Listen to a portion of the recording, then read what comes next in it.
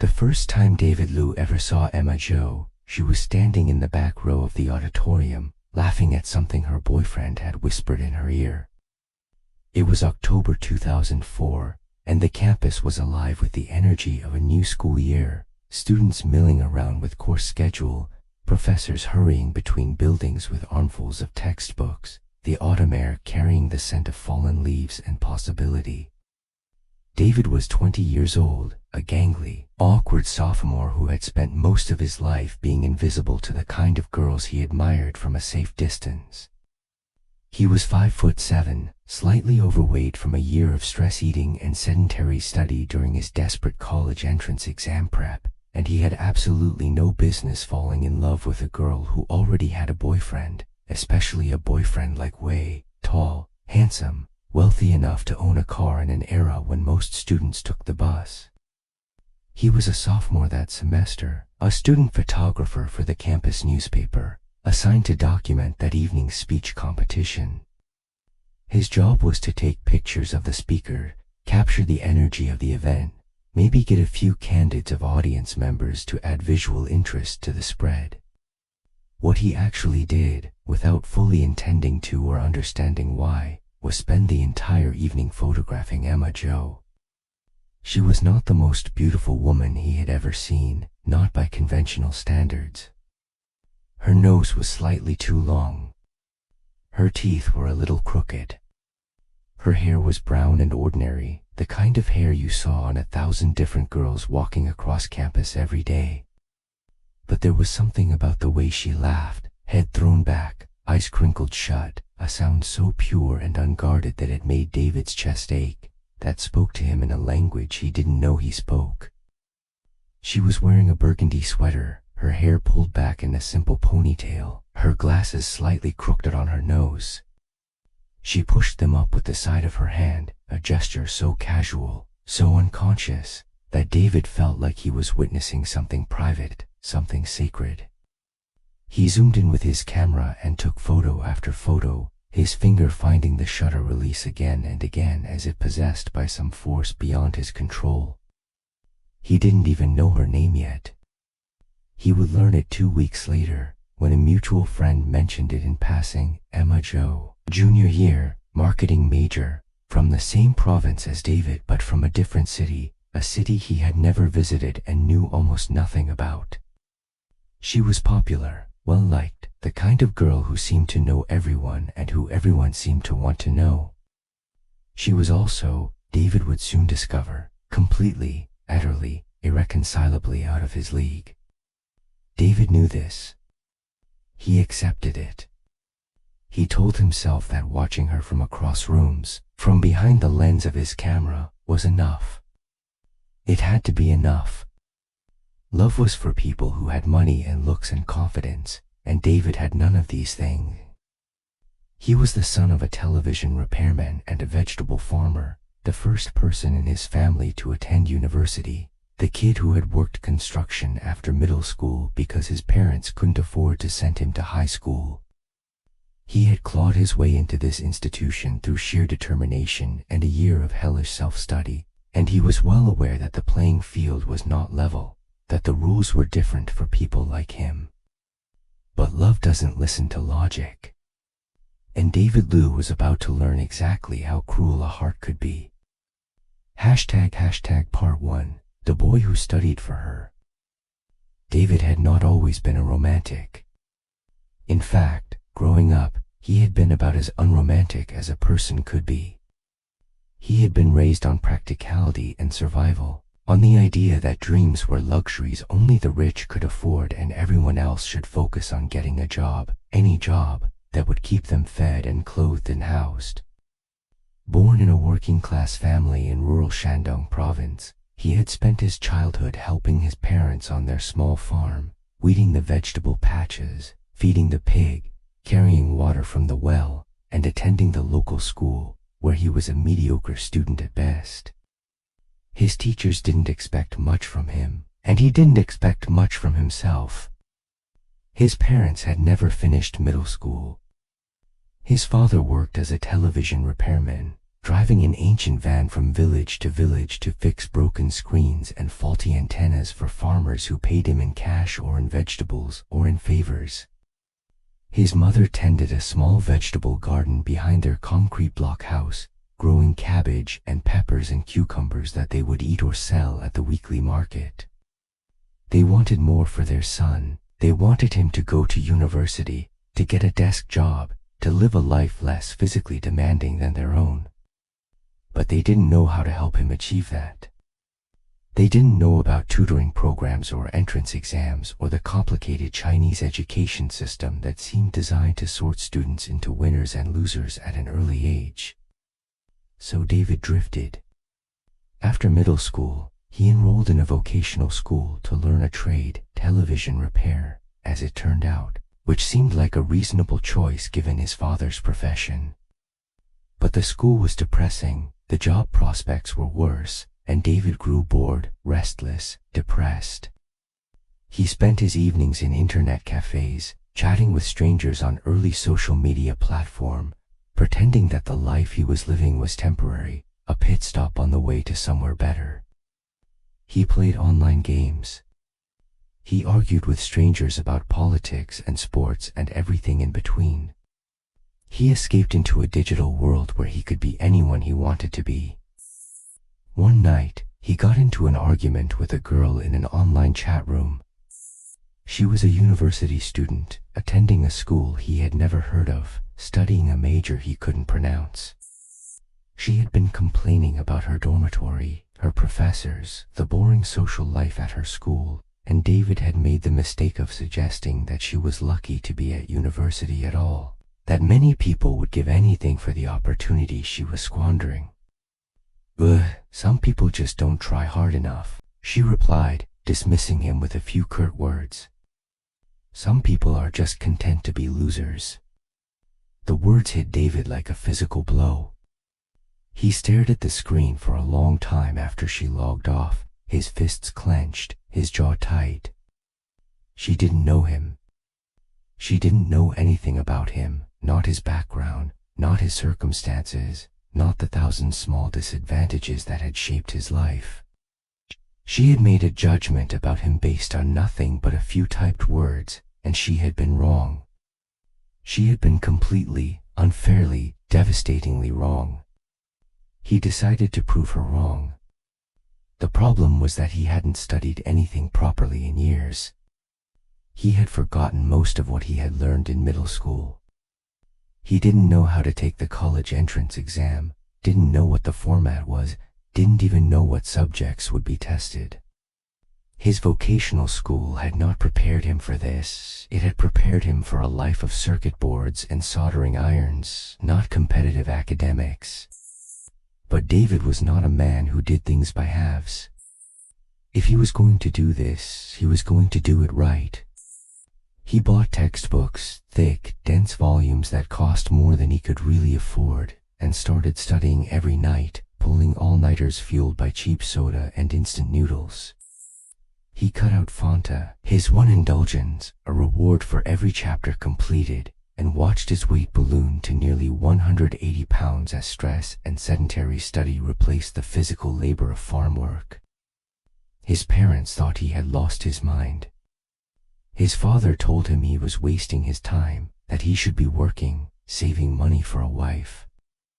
"What girl will want a man with nothing?" he demanded. "A girl who matters," David replied, without looking up from his textbook. "A girl who matters." He studied for 1 year. He took the exam. He scored high enough to get into a university, not a top-tier school, not a prestigious name that would make his parents weep with pride, but a real university with real professors and real students and a real chance at a different life.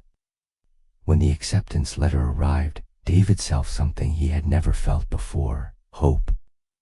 Real hope, the kind that had a basis in reality, the kind that came from achieving something you had worked for with everything you had.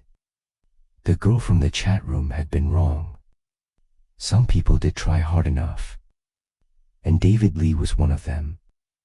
##Part 2, the smile that changed everything. university was not what David expected.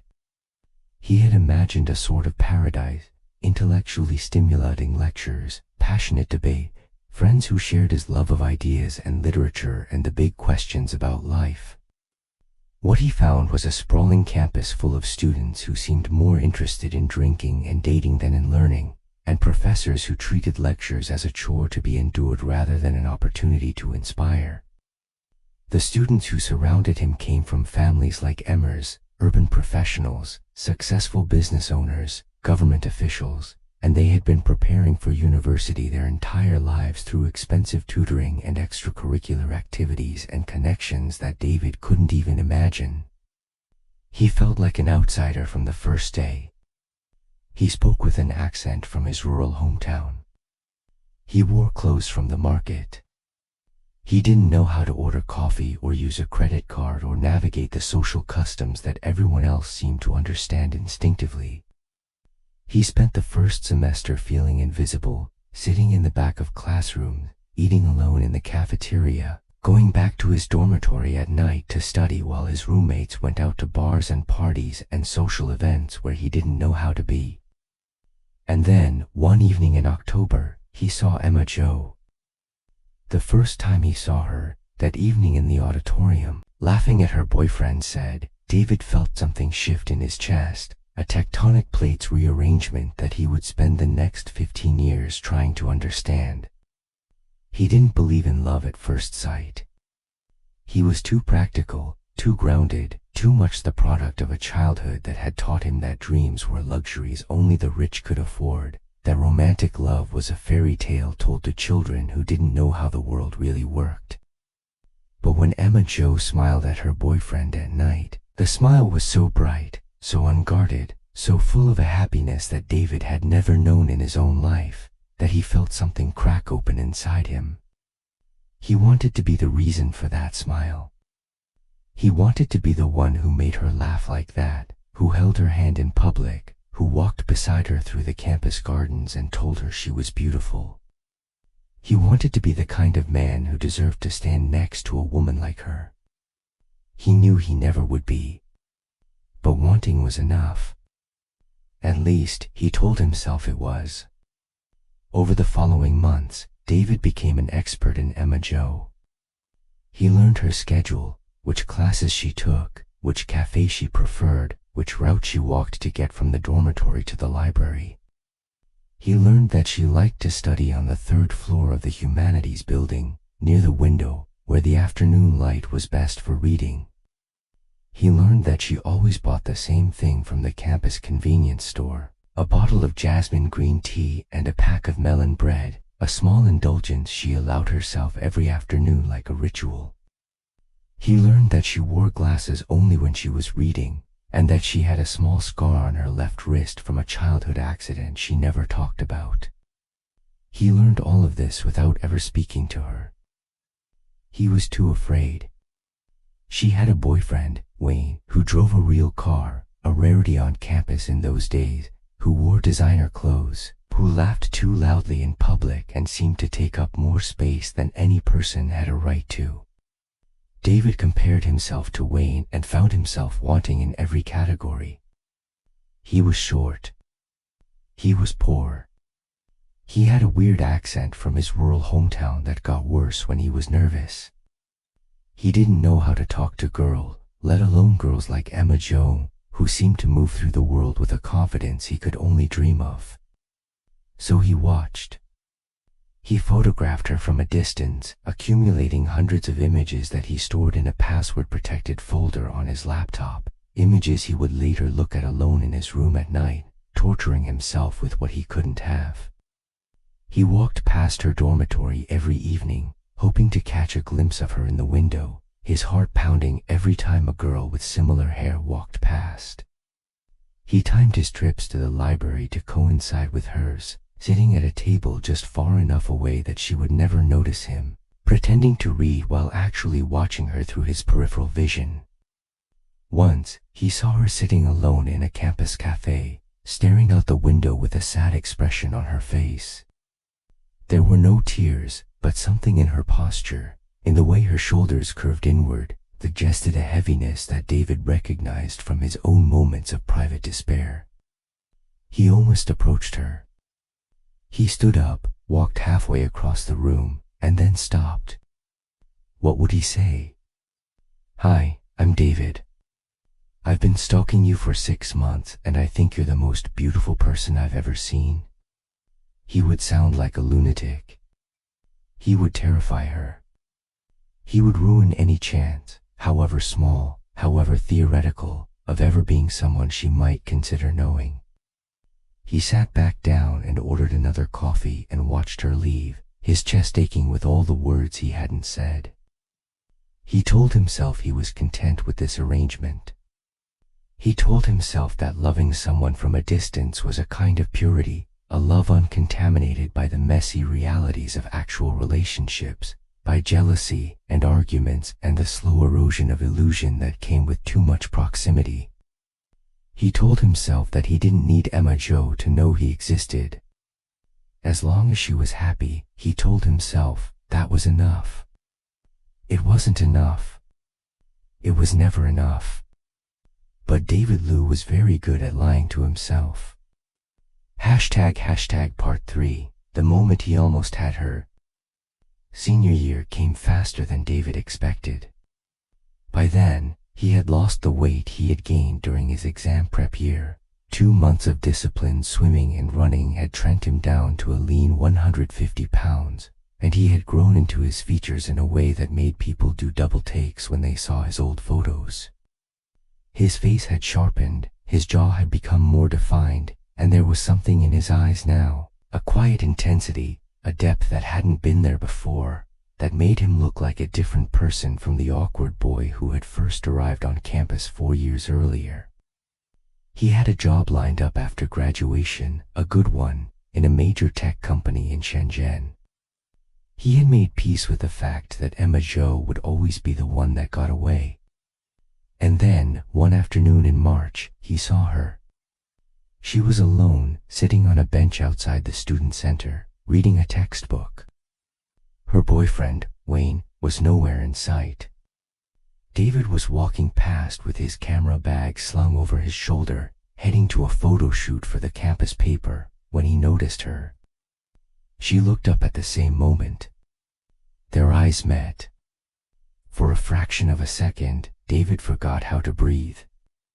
She smiled at him, a polite, perfunctory smile, the kind you get to a stranger you don't know but who seems to be looking at you, the kind of smile that costs nothing and means nothing but is still, in its own small way, a recognition of another human being's existence.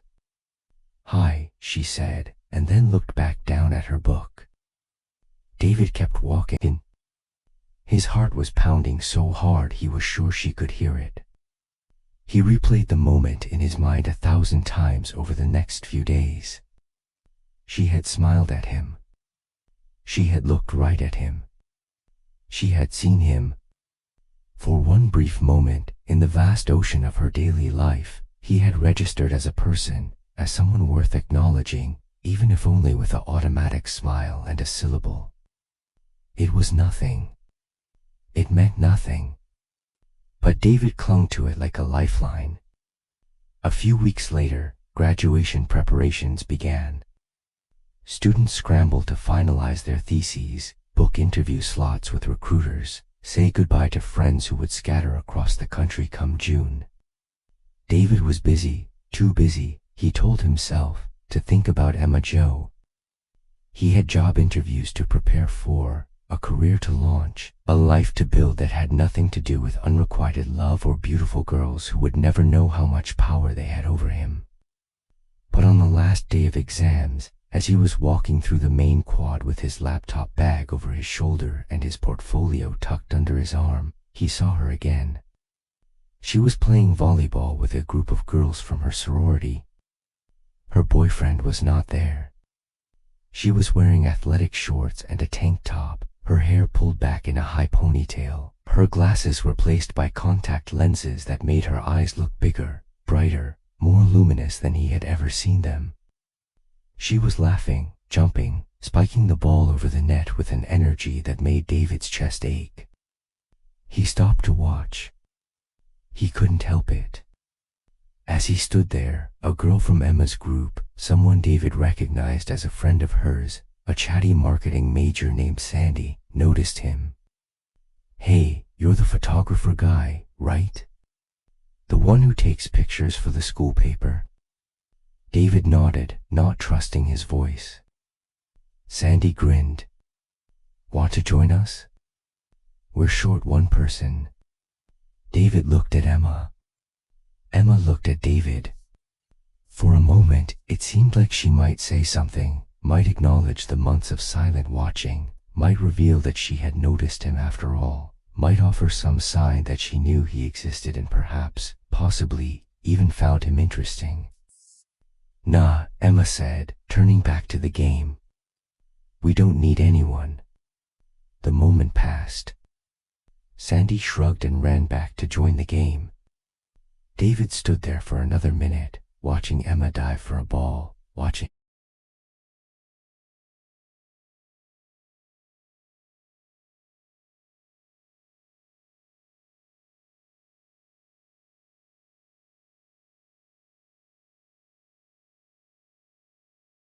The years between. After graduation, David threw himself into work. He landed a job in Shenzhen, a major tech hub in southern China, working for a telecommunications company that was on the cusp of something big. The hours were long, the pressure was intense, and the pay was just enough to let him rent a small apartment in a high-rise building and eat takeout most nights. He worked his way up slowly, analyst, senior analyst, manager, and somewhere in the process, he stopped thinking about Emma Zhou. Or at least, he told himself he stopped. In 2009, he married a woman named May, a colleague from a different department. She was smart, ambitious, and fiercely practical, the kind of woman who knew exactly what she wanted and wasn't afraid to go after it. She had grown up in Shanghai, the daughter of 2 professors, and she brought to the marriage a sophistication and worldliness that David found both attractive and slightly intimidating. David liked her. He respected her. He even loved her, in a quiet, comfortable, undemanding way, the kind of love that grows out of shared experience and mutual respect rather than passion or obsession. They had a son in 2012. They bought an apartment. They settled into the routine of married life, work, childcare, weekend family dinners with relatives, annual trips to visit May's parents in Shanghai. David was happy. Or at least, he was not unhappy. There was a warmth in his house, a sense of stability and belonging that he had never experienced growing up. His parents were proud of him. His wife was supportive. His son was healthy and bright and full of a curiosity that reminded David of himself at that age. And then, one evening in late 2012, he got a friend request on a popular social media site. The name on the request was Emma Zhou. David stared at his computer screen for a full 5 minutes before clicking accept. He scrolled through her profile, looking at her photos, her posts, her updates from the past 7 years. She had married Wei, the boyfriend from college. They had a son. She worked as a marketing manager at a cosmetics company in Guangzhou. She posted photos of her family, her travels, her life, a life that looked, from the outside at least, happy and fulfilled. He didn't send her a message. Not that day, not that week, not that month. He was afraid. Afraid that she wouldn't remember him. Afraid that she would remember him and wish she hadn't. Afraid that reaching out to her would somehow shatter the careful peace he had built in his life, the comfortable existence that had replaced the anguish of his college years. But she found him instead. One night, scrolling through his feed, he saw that she had liked a photo he had posted of his son. He clicked on her profile. He thought that she was online. His finger hovered over the message button. He typed, "Hi Emma. It's David Liu. We went to school together." 3 dots appeared, Then, David. Yes, I remember you. The photographer. How are you? They started chatting. And just like that, the floodgates opened. Hashtag part 5, the years he carries in silence. Behind the screen, in the quiet hours after his wife and son had fallen asleep, David Liu was falling apart. He had built a life, a good life, a stable life, the kind of life his parents had dreamed of for him when they sent him off to that vocational school all those years ago. He had a career. He had a family. He had an apartment with a view of the Shenzhen skyline and a car that started every morning without complaint. By every objective measure, David Liu had won. He had escaped the poverty of his childhood.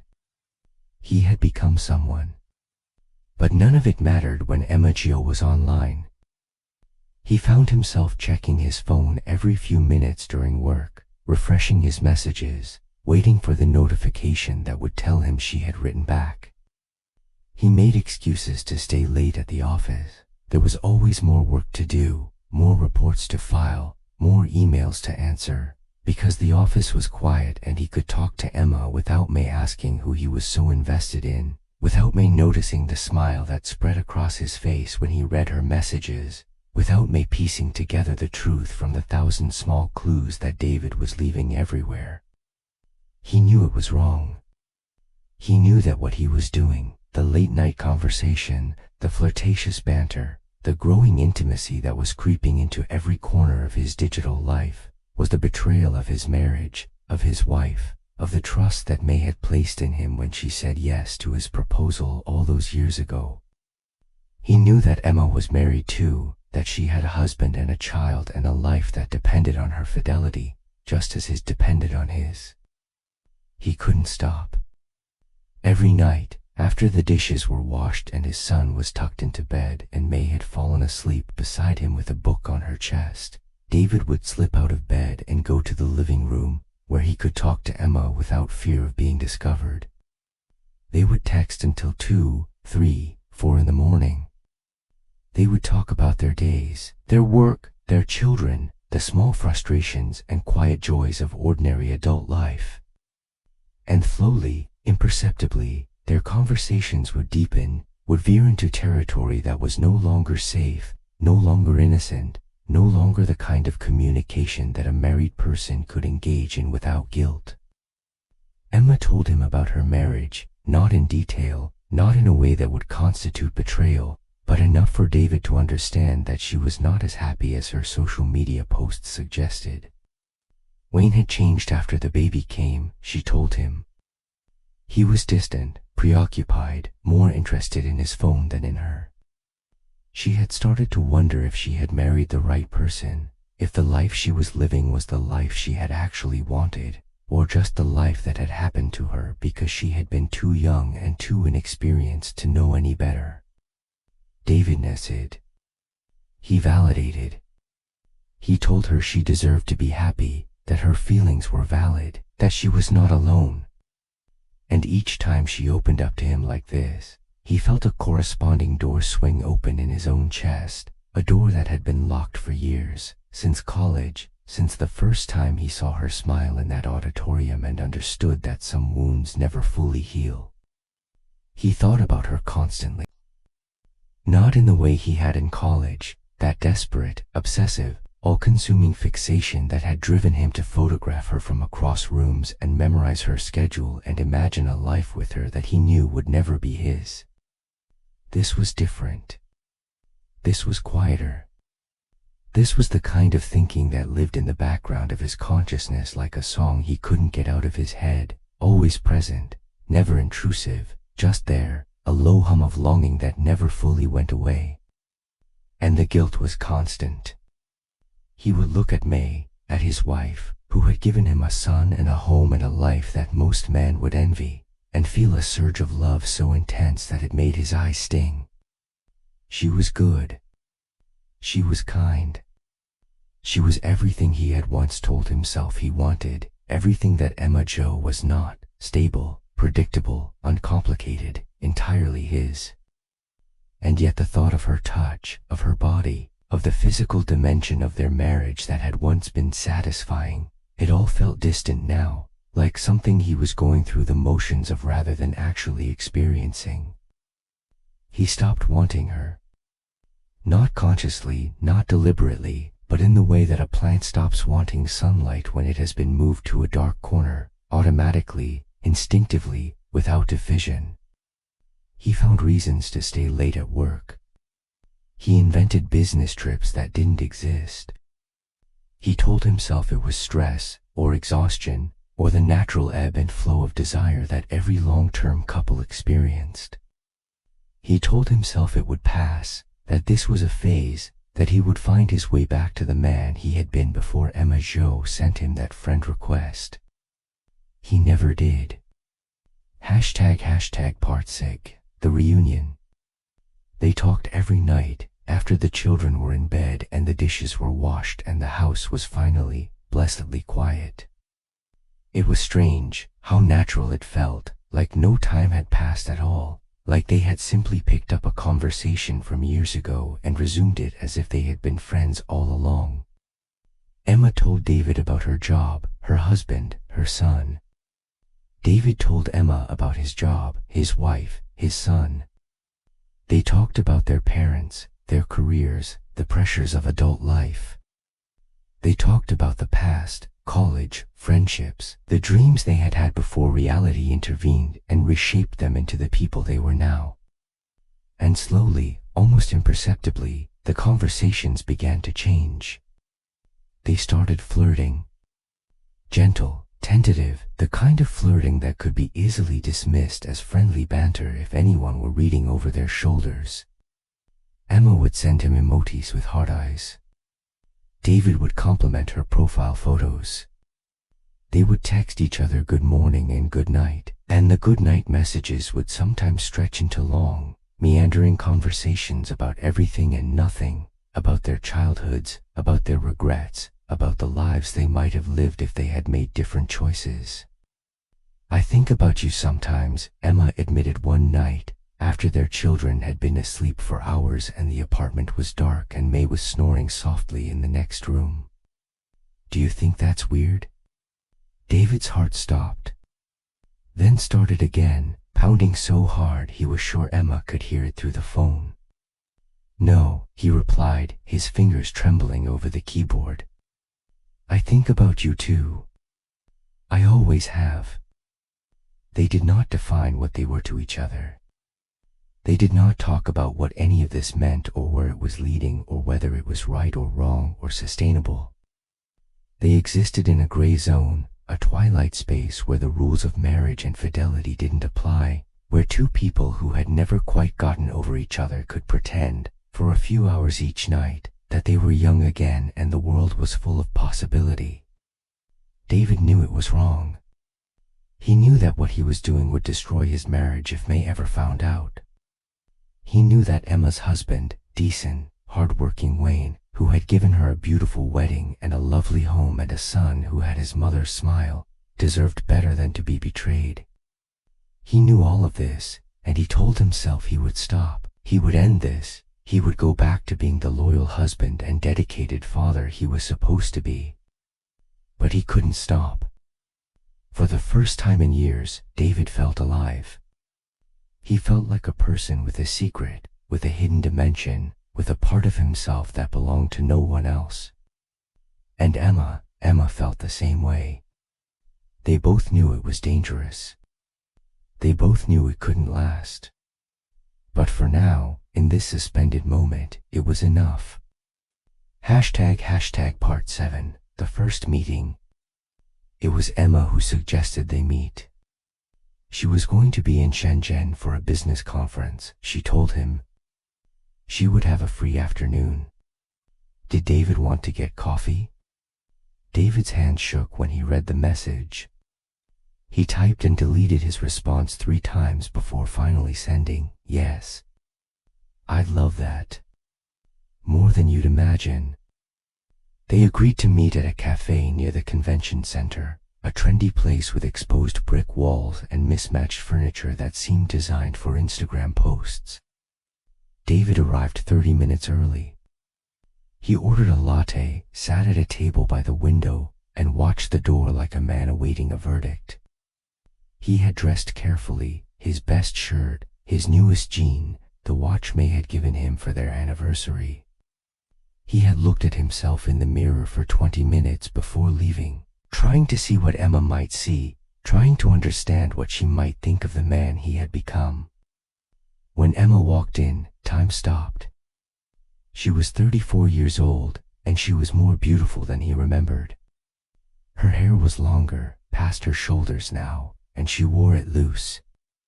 She had filled out in a way that made her look healthy, vibrant, womanly, not the coltish girl from college but a real adult, someone who had lived and suffered and grown.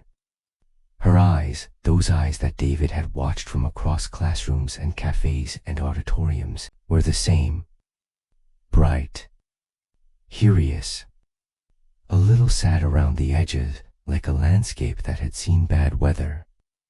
She saw him and smiled. "David Liu," she said, walking toward him. "You look different." "You look the same," he lied. She looked nothing like the college girl he had watched from a distance all those years ago. She was better. She was more. They sat across from each other, making small talk about the weather and the conference and the traffic in Shenzhen. It felt surreal, like acting in a play where both of them had forgotten their lines. And then, after their drinks arrived and the waitress had retreated to a safe distance, Emma looked at David with an expression he couldn't read. "I need to tell you something," she said. "I've been going through a really hard time lately. Wayne and I, we're not doing well. He's been depressed since his company lost a big client. He's not himself. I don't know how to help him." David reached across the table and took her hand. He didn't say anything. He didn't need to. He just held her hand, her warm, soft, trembling hand, and let her know that he was there, that he had always been there, even when she didn't know it. He let her know that she was not alone, that someone in this world understood her pain, that the connection they had built all those years ago had never really disappeared, no matter how much distance and time and circumstance had come between them. When she looked up at him, there were tears in her eyes. "I've missed you," she whispered. "I didn't even know how much until I saw you just now." David squeezed her hand. "I'm not going anywhere," he said. "I'm never going anywhere." They talked for 3 more hours. They talked about everything and nothing, about their childhood, about their regrets, about the lives they might have lived if they had made different choices. And when Emma finally had to leave to catch her train back to Guangzhou, they stood on the sidewalk outside the cafe, holding each other in a way that was more than friendly, more than platonic, more than either of them was prepared to acknowledge. "Come to my hotel," Emma said, her voice barely above a whisper. "Just for a little while. I don't want this day to end yet." David looked at her. He wanted to. God, he wanted to. But he also knew, with the clarity that sometimes comes in moments of temptation, that if he went to that hotel room, there would be no going back. Everything would change. Everything. "I can't," he said finally. "We can't." Emma nodded. She understood. Or at least, she said she did.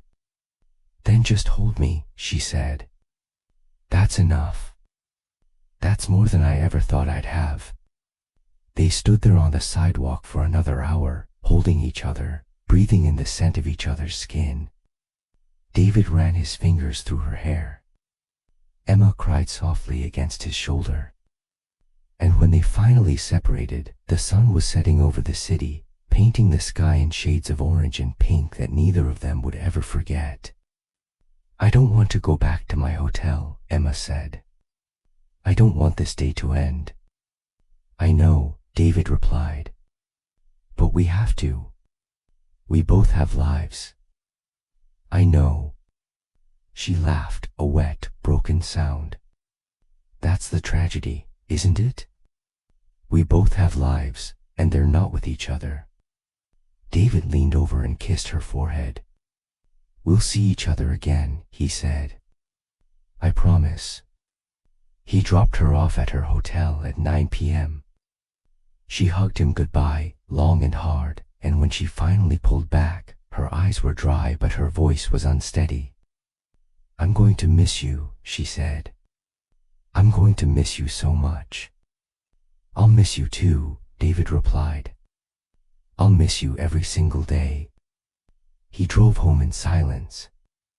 May was already asleep. Their son was sleeping over at his grandmother's house. The apartment was dark and quiet and felt, for the first time, like a place David didn't recognize. He opened his phone and looked at the photo he had taken of Emma that afternoon, her laughing at something he had said, her head thrown back, her joy so raw and unguarded that it made his heart ache. He set it as his phone wallpaper. He knew he shouldn't. He knew it was dangerous, reckless, the kind of mistake that could unravel everything he had built. He did it anyway. Part 8, the road that never ended. That afternoon, David had driven Emma around Shenzhen for hours.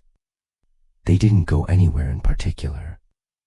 They just drove through the gleaming business district with its skyscrapers reflecting the afternoon sun, past the waterfront where families gathered to fly kites and eat ice cream, along the tree-lined boulevards of the old town where traditional buildings stood shoulder to shoulder with modern hotels.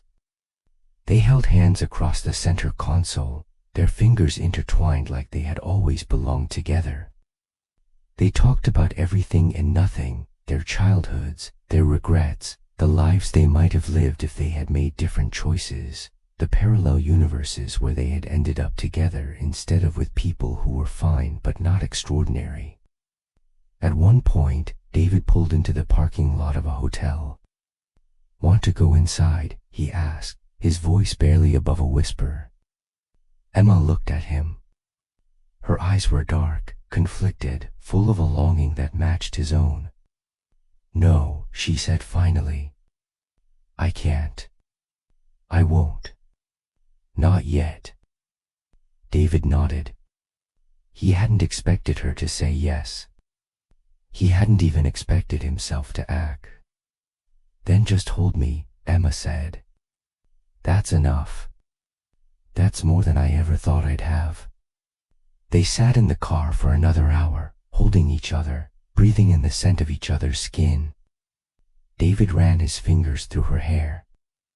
Emma cried softly against his shoulder, her tears soaking into his shirt, and he held her like she was the most precious thing in the world, because to him, she was. When they finally separated, the sun was setting over the city.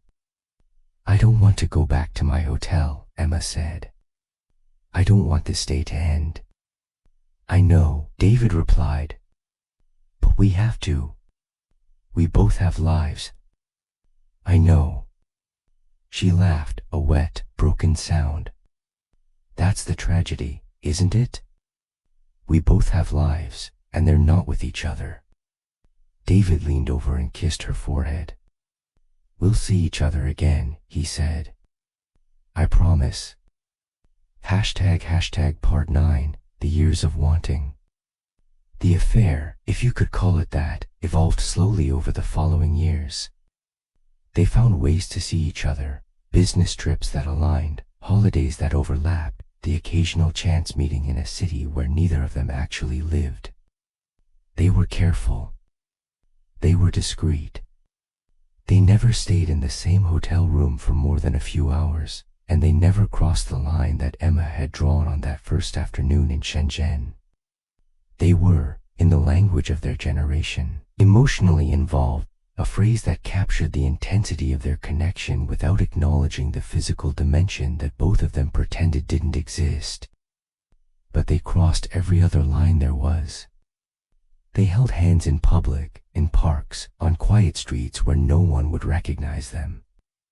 They kissed, softly, tenderly, with a desperation that belied the gentleness of the gesture, as if they were trying to communicate through touch what they couldn't say in words. They fed each other street food at night markets, laughing like teenagers, pretending for a few hours that they were just two people falling in love for the first time, with no family, no responsibilities, no complicated histories weighing them down. They never had sex. David wanted to.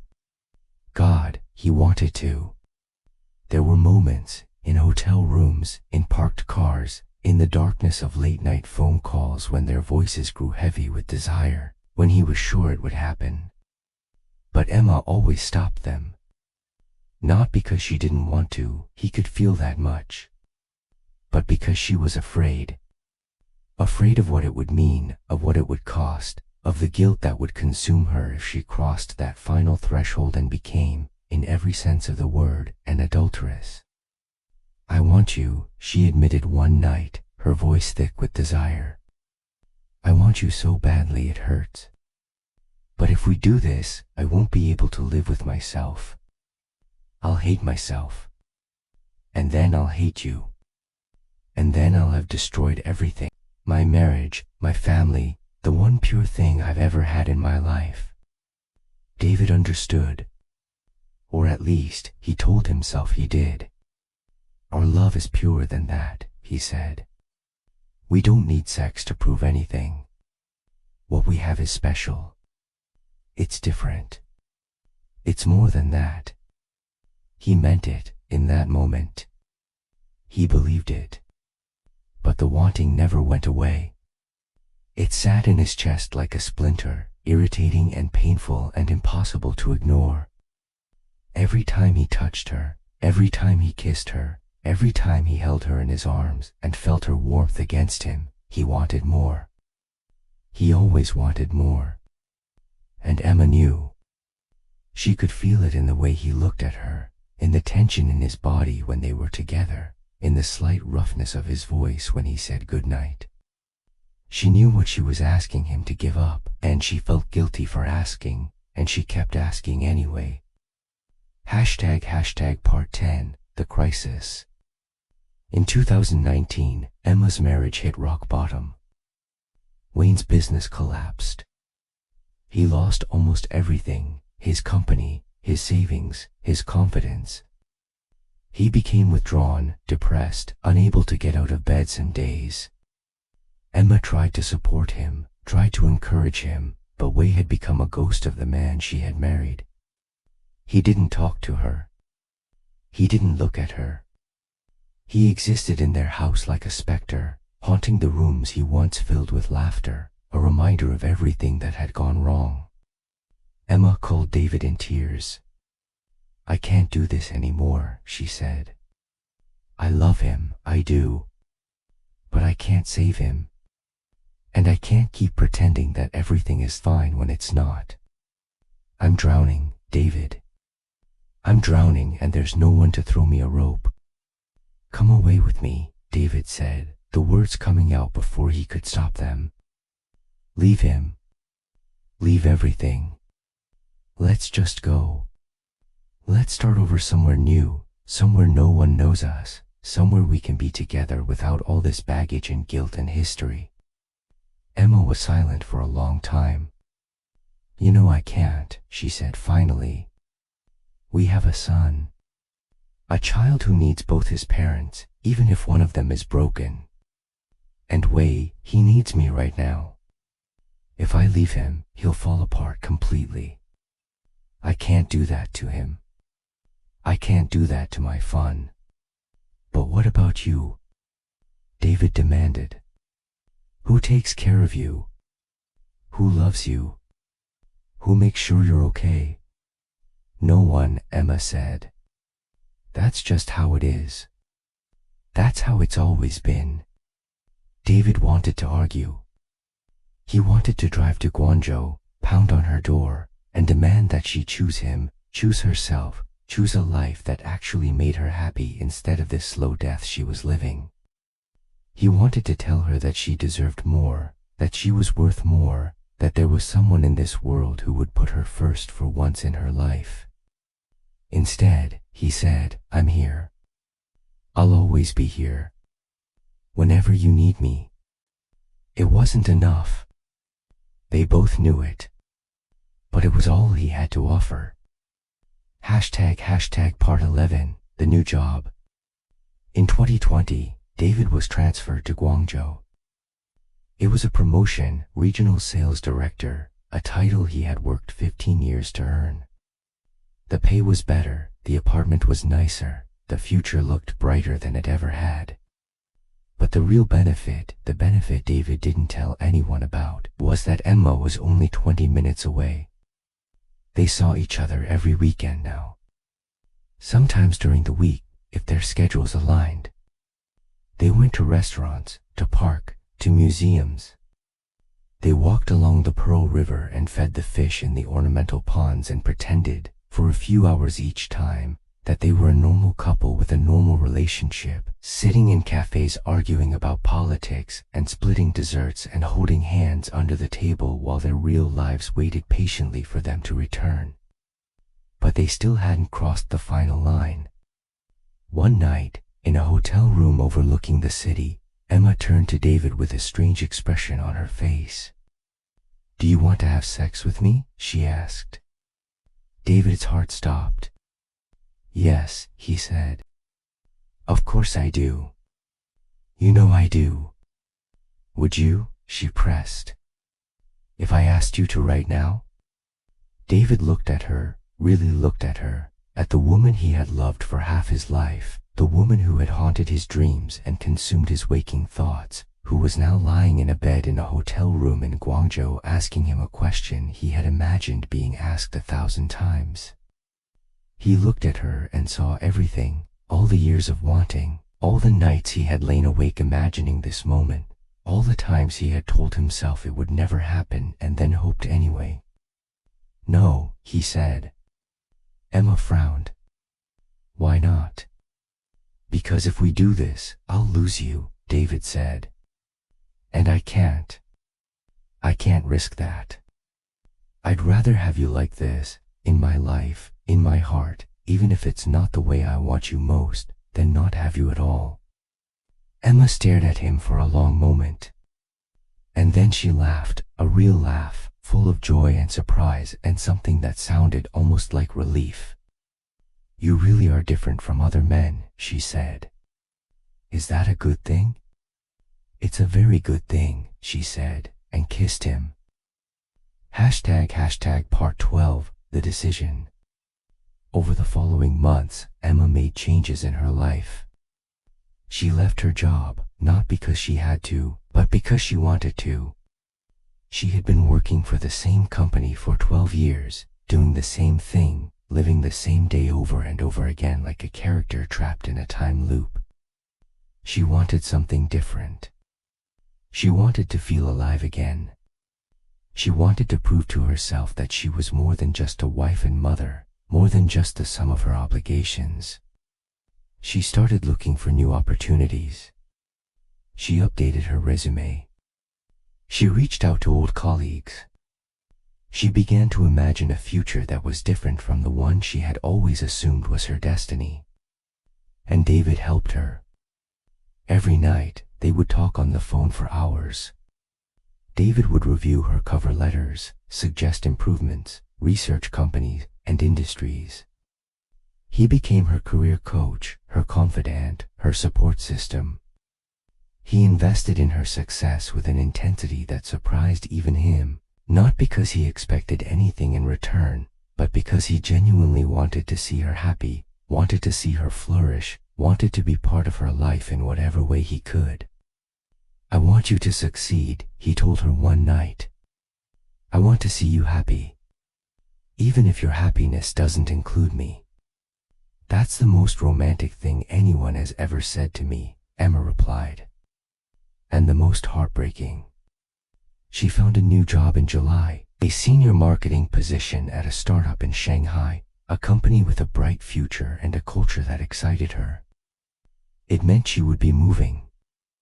It meant she would be even farther away from David, a 4-hour train ride instead of a 20-minute drive. "I'll visit you," David said immediately. Every month. Every 2 weeks if I can. You don't have to do that, Emma said.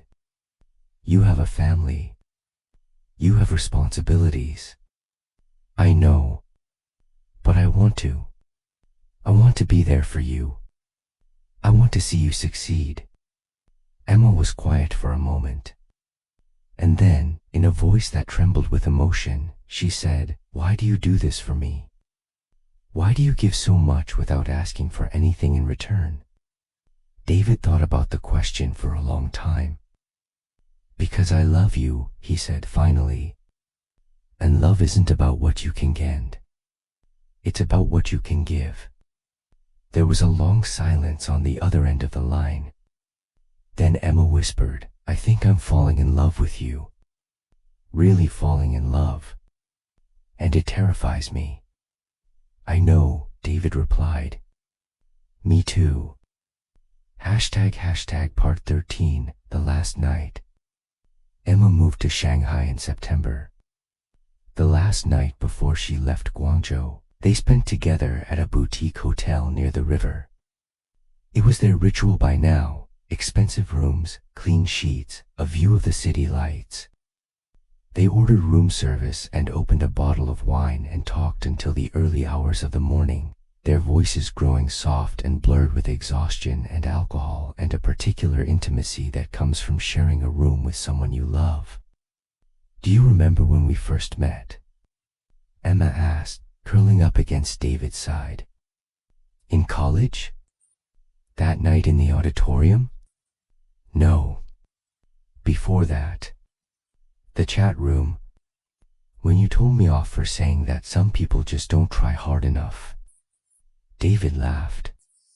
"I remember. You were so annoying. You had no idea what my life was like, and you judged me anyway." "And you proved me wrong," Emma said. "You went and studied and got into university and built a whole career. And all because I insulted you in a chat room." "I didn't do it for you," David said. "I did it for myself." "I know. But it still matters. You changed your life because a stranger told you that you couldn't. That takes courage." David pulled her closer. "You changed my life too," he said. "You just didn't know it." Emma looked up at him, her eyes bright with unshed tears. "What do you mean?" "When I first saw you, that night in the auditorium, I felt something I had never felt before. I didn't know what it was at the time. I just knew that I wanted to be a better person. I wanted to be someone who deserved to stand next to you, even if I never could." Emma was crying now. "David, I know we can't be together. I know our lives have gone in different directions. But loving you, even from a distance, even in secret, has made me a better man. It has given me something to strive for, a light to follow in the dark." Emma kissed him then, long and deep and with a passion that made David's head spin. "I don't deserve you," she whispered against his lips. "Yes, you do," he replied. "You always have." They held each other until the sun came up, talking about everything and nothing, about the past and the future and the present moment that felt both precious and fleeting. And when it was time for Emma to leave, they parted with a tenderness that broke both of their hearts. "Will you remember me?" Emma asked at the door. "Always," David said. "Until the day I die."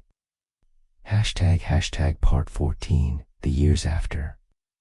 David kept his promise. Every month, he flew to Shanghai to see Emma. They would have dinner at their favorite restaurant, walk along the Bund, retreat to a hotel room where they could be together without fear or judgment. They were not young anymore, both pushing 40, both carrying the weight of careers and families and responsibilities, but when they were together, they felt ageless, like two people who had discovered the secret to stopping time, if only for a few hours at a stretch. May suspected something. David could tell by the way she looked at him sometime, the questions she asked about his work trips, the silences that stretched a little too long. But she never confronted him. Maybe she was afraid of what she might learn. Maybe she had decided that ignorance was easier than the truth, that the alternative, divorce, custody battle, the shattering of the family they had built, was worse than a husband who had a wandering eye. Whatever the reason, David was grateful. He didn't want to lose his family. He didn't want to hurt his wife or his son. But he also couldn't give up Emma. She was the part of his life that made all the sacrifice worthwhile. She was the reward for all the years of working and striving and pretending that he was content with the life he had built. She was the proof that his younger self's dreams had not been entirely in vain. In 2023, Emma finally achieved the career breakthrough she had been working toward. She was promoted to Chief Marketing Officer, one of the youngest in the company's history, a position that came with a corner office, a six-figure salary, and the kind of respect that had eluded her for most of her career. David flew to Shanghai to celebrate with her. "I couldn't have done this without you," Emma said, raising a glass of champagne in a toast at an expensive restaurant overlooking the river. "You believed in me when I didn't believe in myself. You pushed me when I wanted to give up. You were my partner in every sense of the word." David smiled. "I'm just glad I could be here to see it." They made love that night, their first time after 15 years of wanting. It was gentle and tender and everything David had imagined and nothing like he had expected. Emma cried during and after, and David held her, and neither of them spoke about what it meant or what would happen next, because some things didn't need to be said. Part 15, The Choice. In 2025, Emma's husband Wei finally filed for divorce. It was amicable. They had been living more like roommates than spouses for years, and neither of them had the energy for a contested battle. They split custody of their son evenly. They divided their assets. They agreed to remain friends. David was there when Emma signed the papers. "How do you feel?" he asked as they walked out of the law office into the bright Shanghai sunlight. "Free," Emma said. "And terrified. And sad. And hopeful. All of it at once." David took her hand. "Come with me," he said. "Leave Shanghai. Let's start over. Somewhere new. Somewhere we can be together without hiding." Emma looked at him, really looked at him, with an expression that David had never seen before. It was the look of a woman who had finally made peace with her heart, who had stopped fighting the current and decided to let it carry her where it would. "David," she said slowly, "we can't. You know we can't." "I know," he replied. "But I had to ask." Emma smiled. She squeezed his hand. "Thank you," she said. "For asking. For everything." They stood there for a long time, two people who had loved each other for 20 years, who had found each other and lost each other and found each other again, holding hands in the middle of a busy street while the city rushed around them. And then Emma said, "Let's get lunch. I'm starving." David laughed. It was such a normal thing to say, such an ordinary thing to want, that it made everything feel possible. Even this. Even them. They walked to a nearby cafe. They ordered sandwiches and coffee. They talked about their plans for the weekend, about David's son's upcoming birthday, about a movie they both wanted to see. It wasn't a grand romance. It wasn't a fairy tale ending. It was just two people sitting across from each other, sharing a meal, pretending for a moment that they had all the time in the world. And maybe, David thought, that was enough. Maybe that was always going to be enough. Part 16, The Last Call. David's phone rang at 2 a.m. on a Tuesday in November.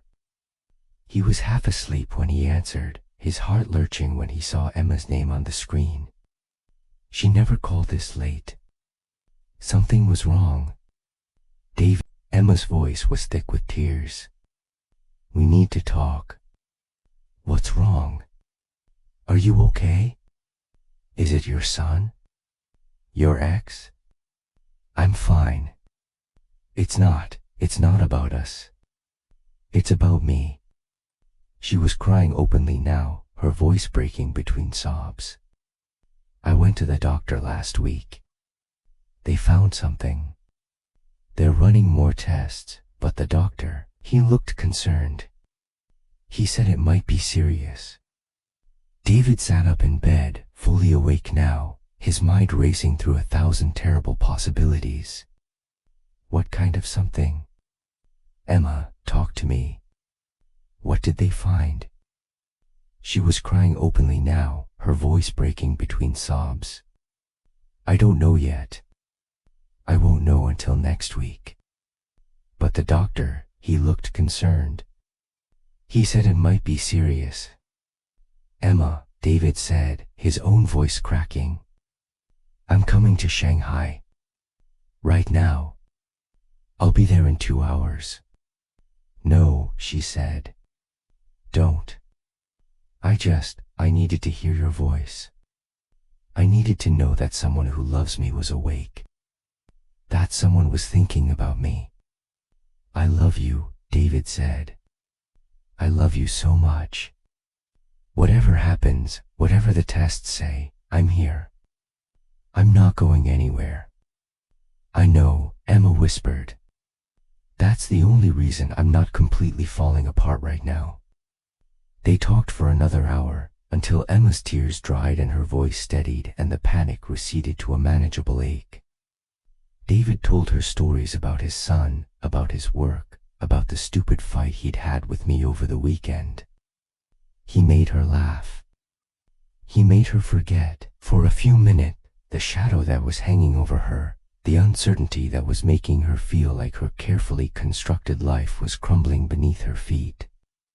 When they finally hung up, David lay in the dark, staring at the ceiling.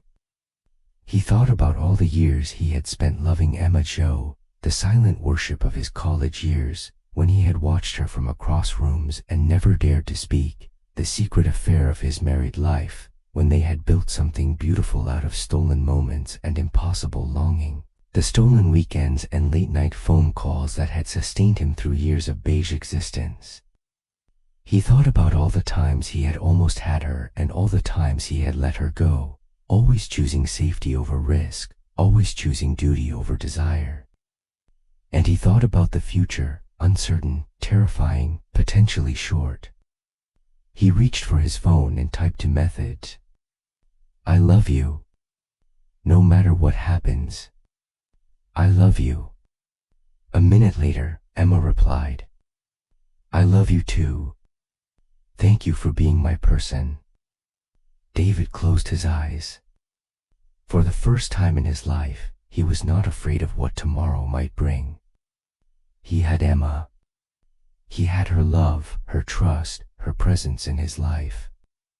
And whatever happened next, whether the tests came back clean or whether they revealed something terrible, he knew he would face it with her beside him. That was enough. That had always been enough. ## Part 17, The Shadow of May.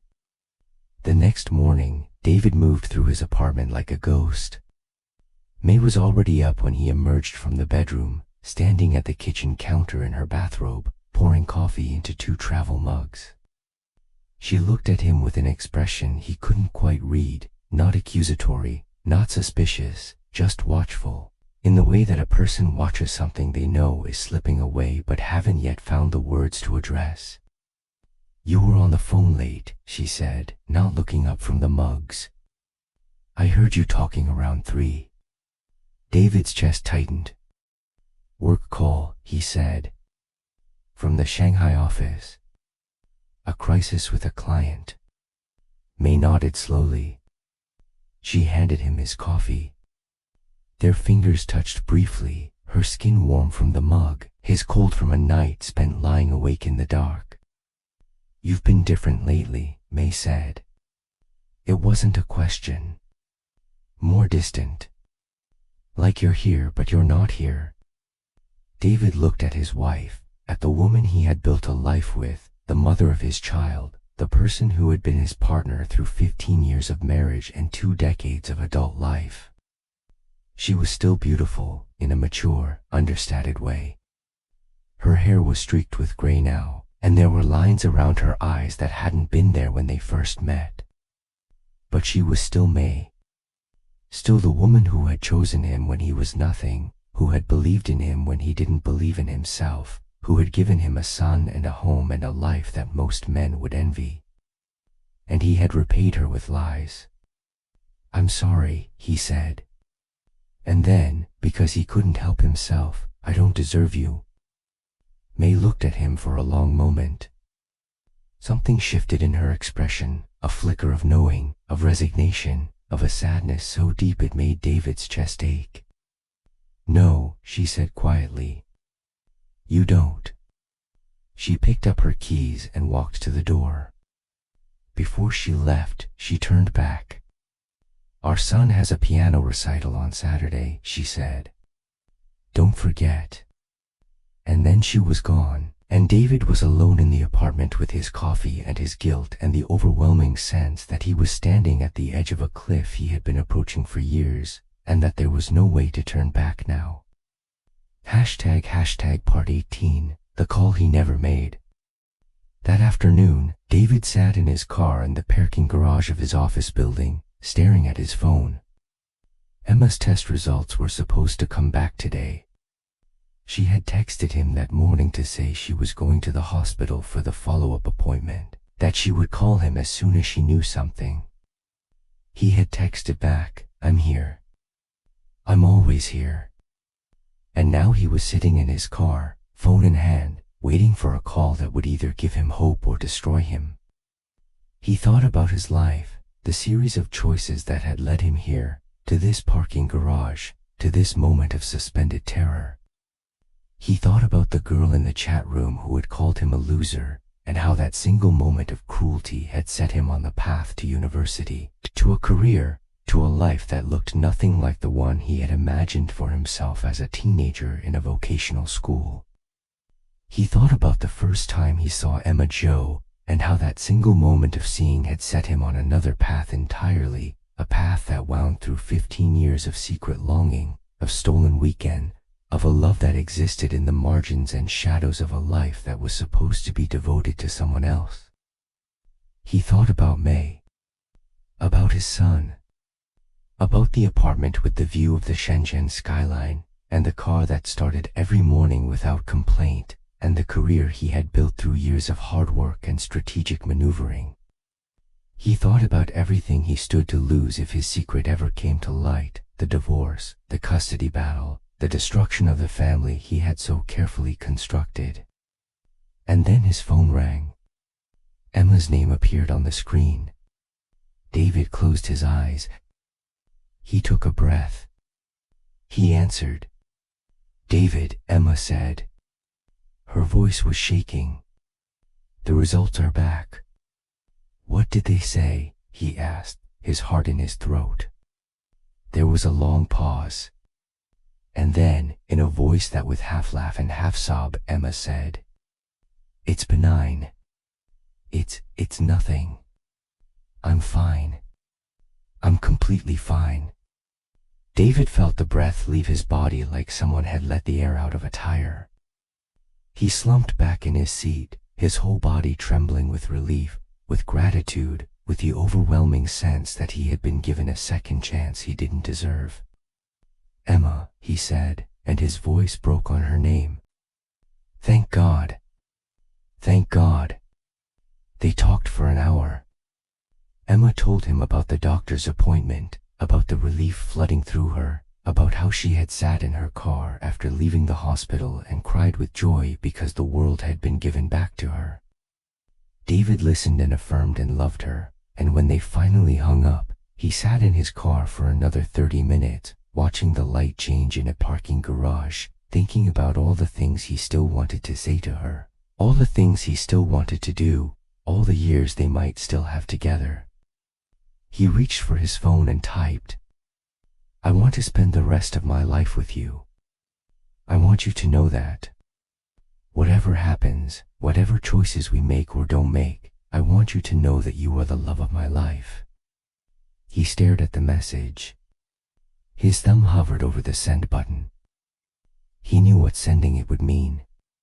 He knew it would be the final confession, the point of no return, the moment when he stopped pretending that what he had with Emma was just an affair and admitted, finally, that it was his whole life. He sent it. Emma's reply came immediately. "I know. I've always known. I love you too, David. I've loved you since the chat room. I've loved you since college. I've loved you through all the years of silence and all the years of almost. I love you. And I'm done pretending I don't." David put his phone down. He looked out the window at the concrete pillar in front of him, at the flickering fluorescent light, at the ordinary parking garage that was about to become the site of the most significant moment of his adult life. He was going to leave May. He was going to tell her the truth. He was going to tear apart the family he had built and walked into the unknown, because Zhou was worth it, because love was worth it, because some things were more important than stability and comfort and a careful peace he had spent 15 years constructing. Or at least, he told himself he was. He started the car. He drove home. He cooked dinner for May and his son. He helped his son with his homework. He read him a bedtime story and kissed him goodnight. And then, when May was in the living room watching television and the house was finally quiet, he sat down across from her and opened his mouth to speak. The words didn't come. He sat there for 10 minutes, watching the television, watching May's back, watching the life he was about to dismantle flicker on the screen in front of him. And then he got up and went to bed, and he told himself that he would do it tomorrow, that he needed more time, that there was no rush, that Emma could wait. Emma had waited 15 years already. What was one more day? But David knew, even as he told himself this, that one more day would become one more week, and one more week would become one more month, and one more month would become the rest of his life, a life spent loving Zhou in secret, in stolen moments, in the margins and shadows of a marriage he was too afraid to end. He lay in bed next to May and stared at the feeling, and he wondered if this was what the rest of his life would look like, this constant tension between what he wanted and what he was willing to risk, this endless negotiation between love and duty, between the heart and the head. He didn't have an answer. He never would. The end. Part 19, the years of waiting. The months after Emma's health scare were the most intense of David's life. They had always seen each other regularly, once a month, sometimes more, but after that late-night phone call in November, something shifted between them. Emma had been given a second chance, and she was determined not to waste it. She started flying to Guangzhou every other weekend. She told David that she didn't want to wait anymore, that she didn't want to spend another year pretending that what they had was just an affair, that she was done hiding and done lying and done pretending that she didn't love him with every fiber of her being. David didn't know what to say. He had spent 15 years loving Zhou from a distance, telling himself that he would never have her, that she was a dream he would never wake up from. And now she was here, really here, in his apartment, in his life, asking him to stop hiding and start living. But there was still May. David had not told his wife. He had not left, had not confessed, had not done any of the things he had promised him would do in that parking garage all those months ago.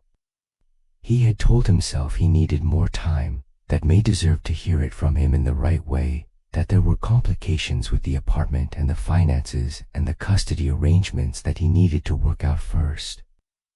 But the truth was simpler and more painful. He was afraid. He was afraid of May's reaction, of his son's confusion, of the destruction he would unleash if he told the truth. He was afraid of becoming the kind of man who abandoned his family for another woman, even if that woman was Zhou. And so he continued to live two lives, the devoted husband and father in Shenzhen, the secret lover in Guangzhou, the man who was slowly tearing himself apart trying to be both things at once. Emma didn't push him. She had never pushed him, not in all the years they had known each other. She had accepted his limits, his fear, his inability to fully commit, and she had loved him anyway, not because she didn't want more, but because she understood that he was giving her what he could, and that sometimes love meant accepting less than you deserved. But in the spring of 2026, Emma asked him a question that he couldn't avoid answering. "David," she said one morning, curled up in his bed in Guangzhou, the morning light streaming through the window. "What are we going to do? Are we going to do this forever? Are we going to keep hiding until we're too old to care anymore?" David looked at her, at the woman he had loved for half his life, the woman who was still, after all these years, the most beautiful thing he had ever seen. He looked at her and felt the weight of every choice he had made, every choice he had failed to make, every moment he had spent choosing safety over love. "I don't know," he said. And then, because he couldn't help himself, "I'm scared, Emma. I'm scared of what will happen if I tell her. I'm scared of what will happen if I don't." Emma reached out and took his hand. "I'm scared too," she said. "I've been scared for 15 years. But I'm tired, David. I'm so tired of being scared. I want to live. I want to actually live, not just exist. And I can't do that if I'm always hiding, always pretending, always waiting for you to be ready." David closed his eyes. He knew she was right. He had always known she was right. He just didn't know if he had the courage to do what needed to be done. "Give me 6 months," he said. "Give me 6 months to figure things out. And then I'll make a decision. I promise." Emma looked at him for a long moment. And then she nodded. "6 months," she said. "And then we stopped hiding. One way or another." Part 20. The choice he couldn't make. The 6 months passed like water through fingers. David tried to prepare himself, to think through the conversation he would have with May, to imagine her reaction, to plan for every possible outcome. He even wrote a script, which he then threw away because it sounded rehearsed and false. He knew, in his heart, that there was no way to tell your wife that you had been having an affair for 15 years and that you wanted to leave her for the other woman. There was no script for that. There was only the moment, and the words as they came, and the hope that somehow, impossibly, she would understand. But the moment never came. Every time David sat down across from May, every time he opened his mouth to speak, the words died in his throat. He would look at his wife, at the woman who had given him a son, who had built a home with him, who trusted him completely, and he would think about the devastation he was about to cause. He would think about his son, about the confusion he would feel, about the years of co-parenting and custody battles and the slow poison of divorce that would seep into every corner of his family's life. He would think about his parents, about the shame they would feel, about the questions they would ask and the judgments they would make. And he would close his mouth and say nothing. May noticed, of course. She noticed that he was distracted, distant, more present in body than in spirit. She started asking questions, gentle questions, the kind of questions that a wife asks when she suspects something is wrong but isn't sure she wants to know what it is. "David," she said one evening, after their son had gone to bed. "Is everything okay? You've been different lately. Like you're somewhere else." David looked at his wife. He saw the worry in her eyes, the fear she was trying to hide, the love that was still there, damaged, maybe, but still there. "I'm sorry," he said. "I've been stressed with work. There's a lot going on at the office." It was a lie. The first of many.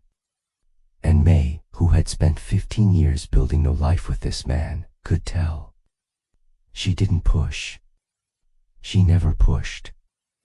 She just nodded and said, "Okay," and went to bed, leaving David alone with his guilt and his fear and the terrible knowledge that he was destroying her without her even knowing it. Part 21, the last weekend. The 6-month deadline came and went without a decision. Emma called him on the last day, her voice calm but firm. "So," she said. "What did you decide?" David closed his eyes. He was sitting in his car in the parking garage, just like he had been all those months ago when Emma's test results had come back benign. He was in the same spot, facing the same choice, and he had failed again. "I couldn't do it," he said.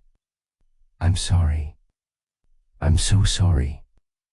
There was a long silence on the other end of the line.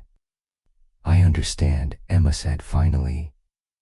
Her voice was steady, controlled, giving nothing away. "I knew this might happen. I've known for 15 years that you might never be able to choose me. I chose to stay anyway, didn't I? I chose to love you knowing that this was a possibility." "Emma." "It's okay, David." She was crying now, he could hear it. "It's okay. I need some time. I need to figure out what I'm going to do with the rest of my life. I can't keep waiting for you forever. I thought I could, but I can't. Not anymore." David wanted to argue. He wanted to beg her to stay, to promise that he would find the courage eventually, to tell her that she was the only woman he had ever loved and that he would spend the rest of his life regretting this moment if she walked away. But he knew, even as he reached for the words, that he had no right. He had had 15 years to make a choice, and he had made it. He had chosen his family, his stability, his fear, over the woman he claimed to love. "Then go," he said quietly. "Be happy. You deserve to be happy, Emma. You deserve someone who will choose you, all the way, without reservation." "I know," Emma whispered. "I know I do." They talked for another hour, about everything and nothing, about the years they had spent together and the future they would never have, about the love that had sustained them through 15 years of hiding and longing and hope. And when they finally hung up, David sat in his car for another 3 hours, watching the light change in the parking garage, feeling something inside him break that he knew would never fully heal. Part 22, the life after. David never saw Emma again. They exchanged a few messages in the weeks that followed, brief, careful exchanges that skirted the edges of what they had been to each other without ever quite naming it. And then, gradually, the messages stopped. Emma moved on with her life, a new job, a new city, a new man who was available and unafraid and willing to give her what David never could. David heard about it through the grapevine, through mutual friends who didn't know the full story but who knew enough to pass along the news. He told himself he was happy for her. He told himself that she deserved this, deserved a real life, a real love, a real chance at happiness that had nothing to do with him. He told himself that the 15 years they had spent together had been worth it, had meant something, had been the great love story of his life even if it had never been the love story he had planned. But some nights, alone in the apartment in Shenzhen, he would open his phone and scroll to her name and remember. He would remember the first time he saw her smile in that auditorium, the first time she had looked at him in that cafe in Shenzhen, the first time they had made love in a hotel room in Guangzhou after 15 years of wanting. He would remember all of it, the joy and the pain and the longing and the loss, and he would wonder if he had made the right choice. He never found an answer. He suspected he never would. And sometimes, in the quiet hours before dawn, he would whisper her name into the darkness, like a prayer, like a promise, like a reminder of the woman he had loved and lost and would never stop loving, no matter how many years passed or how many lives he lived. "I loved you," he would say, to no one, to her ghost, to the memory of everything they had been and everything they never would be. "I loved you. I always loved you." And then he would close his eyes and drift back to sleep and dream of a world where he had been braver, where he had chosen love over fear, where Emma Zhou had been his and his alone. But that world didn't exist. This one did. And David Liu would spend the rest of his life living in it, carrying the weight of his choice, wondering what might have been. The End, Part 22, Final. ## Part 23, The Moment at the Airport. A year later, David was at the Shenzhen airport on business when he saw her. She was walking through the terminal with a man beside her, tall, well-dressed, with the kind of easy confidence that spoke of success and security. Emma was laughing at something he said, her head thrown back in that way David remembered so well, the way that had made his chest ache the first time he saw it in that auditorium 20 years ago. She looked happy. She looked radiant. She looked like a woman who had finally found what she was looking for. David stood frozen, hidden behind a pillar, watching her walk toward her gate. He wanted to call out to her. He wanted to run to her and take her in his arms and tell her he was sorry, that he had been wrong, that he should have chosen her when he had the chance. But he didn't. He stood there, behind the pillar, watching her disappear into the crowd like a ghost, like a memory, like the one that got away. She didn't see him. Or if she did, she didn't let on. Maybe she had trained herself not to look, not to hope, not to expect anything from the man who had spent 15 years loving her and then chosen his fear over her. David walked to his own gate and sat down and stared at the floor for 2 hours. He missed his flight. He didn't care. He was thinking about all the moments he had let slip away, the chances he hadn't taken, the words he hadn't said, the choice he had never been brave enough to make. He thought about calling her. He took out his phone and scrolled to her name and hovered over the call button. But what would he say? What could he possibly say that would change anything, that would undo the damage, that would give him back the life he had let pass him by? He put his phone away. He booked the next flight. He went home to May and his son and the life he had chosen, the life he was too afraid to leave.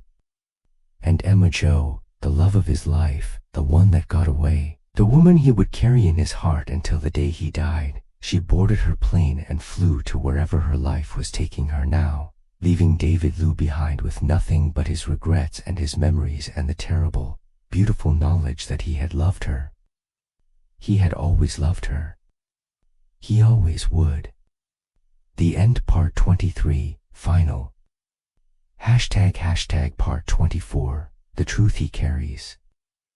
Sometimes, late at night, David would open his laptop and look at the folder of photographs he had taken all those years ago, the ones from college, from the auditorium, from the speech competition where he had first seen Emma Zhou and felt his whole world tilt on its axis. He looked at them for hours, zooming in on details he had memorized decades ago, remembering the smell of the auditorium and the sound of her laugh and the way the light had caught her hair when she smiled at something her boyfriend said. He had been 20 years old, standing in the back of that auditorium, and he had not known yet that he was about to fall in love for the first and last time. He had not known that the girl in the burgundy sweater would become the ghost he would carry for the rest of his life. He had not known that the choice he would make, or fail to make, in the years that followed would define him in ways he could never have anticipated. But he knew now. He knew that some choice those, once made, could never be unmade. He knew that some loves, once felt, could never be forgotten. He knew that the heart wanted what it wanted, and that wanting was not the same as having, and that having was not the same as keeping, and that keeping was not the same as being worthy of what you kept. He was not worthy of Emma Zhou. He had never been worthy of Emma Zhou. He had been too afraid, too cautious, too much the product of his own limitations and insecurities to be the man she deserved. And yet she had loved him anyway, for 15 years, through all the lies and the hiding and the endless deferral of hope. She had loved him and waited for him and believed that someday he would find the courage to choose her.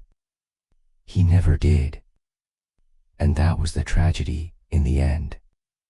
Not that they had loved each other, but that love had not been enough to save them from the fears and the compromises and the thousand small surrenders that had defined their lives. Love had been real. Love had been true. But love had also been insufficient, had also been overwhelmed by the weight of everything else, had also been forced to yield to the harsh reality of a world that did not always reward the brave. David closed his laptop. He looked at the clock.